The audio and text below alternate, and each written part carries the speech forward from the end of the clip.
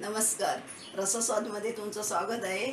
आज आपण भरलेली भेंडी झटपट आणि चविष्ट कशी बनवायची ती मी आज तुम्हाला दाखवणार आहे। त्यासाठी लागणारे साहित्य बघू आपण। ही भेंडी मी चिरून घेतली आहे। हे सुकं खोबरं मी बारीक मिक्सरला करून घेतलेलं आहे सुकं खोबरं। ही हळद आहे, लाल मसाला आहे आणि मीठ आहे। हे सगळं मिश्रण मी एकत्र करून भेंडीमध्ये भरणार आहे। हे खोबरं आहे, मी खोबरं घेते। चवीप्रमाणे आपल्याला मीठ घ्यायचं आहे। छोटे 2 चमचे मी घेतलेले आहे मीठ। मसाला पण आपल्याला जेवढं तिखट पाहिजे तसं घ्यायचं आहे। हळद थोडीशी। हे मिश्रण आपल्याला सगळं एकत्र करायचं आहे। हा तयार केलेला मसाला आपल्याला असं भेंडीमध्ये भरायचं आहे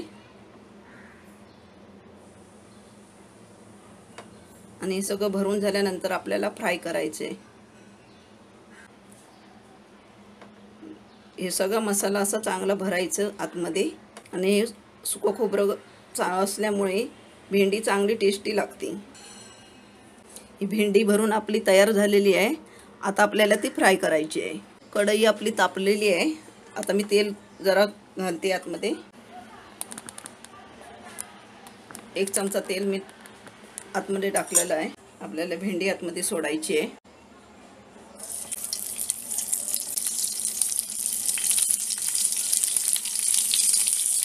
मी माझ्या पद्धतीत भेंडी बनवलेली आहे। तुम्ही पण एकदा नक्की ट्राय करून बघा, तुम्हाला पण नक्की आवडेल। आता मी झाकण ठेवते आहे 5 मिनिटं। ह्याच्यावरती झाकण राहून दे आणि मग आपल्याला परतायची आहे ती। 4 मिनिटं झालेली आहे। आता आपण बघू भेंडी फ्राय। भेंडी आपली चांगली फ्राय झालेली आहे। आता आपण ही सगळी परतून घेऊ।